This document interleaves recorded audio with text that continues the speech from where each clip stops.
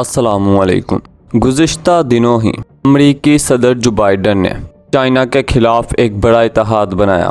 G7 کے جو 7 ممالک ہیں ان کے اجلاس میں صدر جو بائیڈن نے باقاعدہ طور پر تجویز پیش کی کہ ہمیں one belt and one road منصوبے متبادل کوئی بڑا منصوبہ لانا چاہیے۔ یہ بڑا اہم ہے۔ یہ جو G7 تنظیم ہے اس کے 7 ممالک ہیں، بہت ہی ترقی یافتہ ممالک سمجھے جاتے ہیں۔ لہٰذا صدر جو بائیڈن انہوں نے چین کے خلاف ہاتھ بنانے کی تجویز پیش کی۔ انہوں نے باقاعدہ ممالک کو قائل کیا کہ ہم نے چین کے بڑھتے ہوئے اثر کو کس طرح سے کم کرنا ہے، ہم نے کس طرح سے چین کے اثر و رسوخ کو دنیا پہ کم کرنا ہے۔ آپ بتاتا چلوں یہاں پہ چین نے اربوں ڈالر کی مختلف ممالک میں سرمایہ کاری کر رکھی ہے۔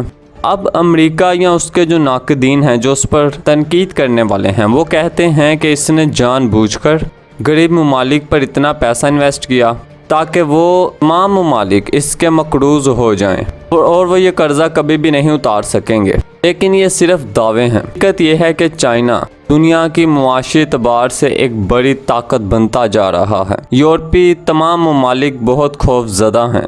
ایک طرف اس کا دفاع بہت مضبوط ہوتا جا رہا ہے تو دوسری جانب دنیا بھر میں اس کی پھیلتی ہوئی معیشت جس سے دنیا پریشان ہے۔ اسی صورتحال میں چین نے جو one belt and one road کا منصوبہ شروع کر رکھا ہے، وہ پوری دنیا میں سڑکوں کا جال بچھا رہا ہے۔ سی پیک بھی اسی منصوبے کا ایک حصہ ہے۔ اب اگر چین کا یہ منصوبہ مکمل ہوتا ہے تو گوادر اس کا مرکز ہوگا۔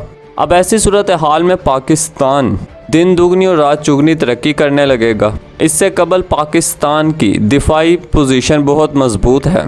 پاکستان کے اقتدار اعلیٰ کو کچھ چیلنج نہیں کر سکتا، اور وہ امریکہ جو ہمیشہ پاکستان سے ڈو مور کی توقع رکھتا تھا، اب اسے نو مور کا پیغام دیا جا رہا ہے۔ افغانستان سے فوجیں نکلتے ہی امریکہ کا خیال تھا ہم اپنا سرور سوکھ اب بھی خطے میں قائم رکھ پائیں گے، لہٰذا پاکستان سے بھی انہوں نے کئی ملاقاتیں کی ہیں، اور جہاں پر پاکستان نے امریکہ کو اڈے دینے سے صاف انکار کیا ہے۔ تاریخ میں ایسا پہلی بار ہو رہا ہے۔ دنیا کی سپر پاور کو جب وہ کسی کام کا کہے تو اسے انکار کیا جائے۔ پاکستان میں ایک ایسے شخص کی حکومت آ چکی ہے جو اصولوں پر سمجھوتا نہیں کر رہا، نہ ہی وہ ڈو موڑ کر رہا ہے۔ اب آپ کو معلوم ہے 1 مئی سے فوجی انخلا ہونا تھا۔ اب فوجی انخلا 1 مئی سے تو شروع ہو چکا ہے، لیکن اس کا اختتام 20 ستمبر سے ہوگا، یعنی جب ورلڈ ٹریڈ سینٹر کا واقعہ رونما ہوا تھا تب۔ ایسی صورتحال میں امریکہ کبھی بھی نہیں چاہے گا کہ خطے میں اس کا سرور سوکھ کم ہو، لہٰذا وہ طالبان کے خلاف جوابی کارروائیاں کرتا رہے گا۔ اس کے لیے اس سے کسی نہ کسی سرزمین کی ضرورت ہے، کسی کی خطے میں جتنے بھی ممالک ہیں ان میں سے کسی ایک کی مدد کی ضرورت ہے جن کی سرحدیں افغانستان سے ملتی ہیں۔ لہٰذا پاکستان سے انکار کرنے کے بعد امریکہ دوسرے ممالک کے پاس بھی گیا، لیکن انہوں نے بھی صاف انکار کر دیا۔ اب ایسی صورتحال میں جب خطے میں اس کا سرور سوکھ ختم ہو رہا ہے، دنیا بھر میں چین دن بدن ترقی کر رہا ہے، اس کی معاشی اور دفاعی پوزیشن بہت مضبوط ہو رہی ہے، تو امریکہ کے جو نئے صدر ابھی آئے ہی تھے، انہوں نے ابھی اقتدار سنبھالا ہی تھا، تو سب سے پہلے انہوں نے برطانیہ کے وزیر اعظم کو فون کیا تھا کہ ہمیں چین کے مقابلے میں جو انہوں نے one belt and one road کا منصوبہ شروع کر رکھا ہے، اس کے مقابلے میں ہمیں کوئی بڑا منصوبہ لانا ہوگا۔ تاہم اب G7 ممالک کا اجلاس ہو رہا ہے۔ امریکی صدر برطانیہ میں اس وقت موجود ہیں۔ انہوں نے باقاعدہ طور پر چائنا کو مختلف بہانوں سے نام بھی کر رہے ہیں، اور آپ کو یاد ہوگا امریکہ کے سابق صدر ڈونلڈ ٹرمپ کرونا وائرس کو چائنا وائرس کا نام دیتے تھے۔ جو نئے صدر آئے ہیں ان کی حکمت عملی مختلف ہے۔ امریکی صدر نے امریکی انٹیلیجنس ایجنسیز کو حکم دیا ہے کہ وہ سب اس بات کی تحقیق کریں کہ کرونا وائرس کسی جانور سے پھیلا ہے یا کسی لیبارٹری یا حادثے کا نتیجہ ہے۔ وہ اب اس خدشے کا اظہار کرتے ہیں کہ یہ وائرس تیار ہوا ہے، اور ڈونلڈ ٹرمپ تو براہ راست کہتے تھے یہ چائنا وائرس ہے، اور وہ جب ان کا اقتدار ختم ہوا وہ تب اسے چائنا وائرس کا ہی نام دے کر گئے۔ اب جو نئے صدر جو بائیڈن آئے ہیں ان کی حکمت عملی بھی کچھ مختلف نہیں ہیں۔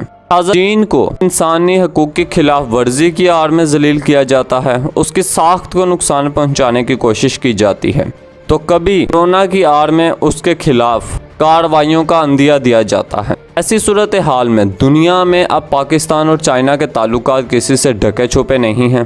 چائنا اور پاکستان کے تعلقات مزید مضبوط ہو رہے ہیں اور روس بھی اب اس تعلقات میں شامل ہو رہا ہے۔ حال ہی میں جو پاکستان اور روس کے تعلقات بڑے مضبوط ہوئے ہیں، تاہم اس جو G7 ممالک کی تنظیم نے جو one belt and one road کے منصوبے کے حوالے سے متبادل منصوبہ لانے کی بات کی ہے، تو اس پر چین کا رد عمل بڑا کمال کا آیا ہے۔ آپ کو رد عمل پڑھ کے سنا دیتا ہوں۔ وہ کہتے ہیں چین سمجھتا ہے کہ چھوٹے بڑے مضبوط اور کمزور، امیر اور غریب تمام ممالک برابر ہیں اور عالمی امور پر فیصلے تمام ممالک کی مشاورت کے بعد ہونے چاہیے۔ ایسا نہیں ہے کہ دنیا کے 7 بڑے ممالک مل کے بیٹھ گئے اور کوئی بھی فیصلہ کر دیا۔ چین نے خبردار کیا ہے کہ اب ایسا نہیں چلے گا، ماضی تھا یہ حال ہے، لہٰذا اب کسی ملک کے فیصلے دوسرے ملک پر مسلط نہیں کیے جا سکتے۔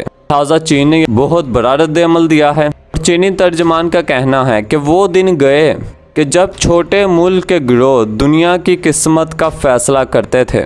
تاہم یہ بہت بڑا رد عمل ہے، امریکہ کو انہوں نے بڑا جواب دیا ہے۔ تاہم ناظرین محترم، اس حوالے سے جو بھی مزید اپڈیٹس ہیں ہم اپنے ناظرین کو ضرور دیتے رہیں گے۔ اگر آپ کو ہماری یہ ویڈیو پسند آئی ہو تو اسے لائک کیجیے گا اور شاہین ٹی وی کو سبسکرائب کیجیے گا۔ شکریہ۔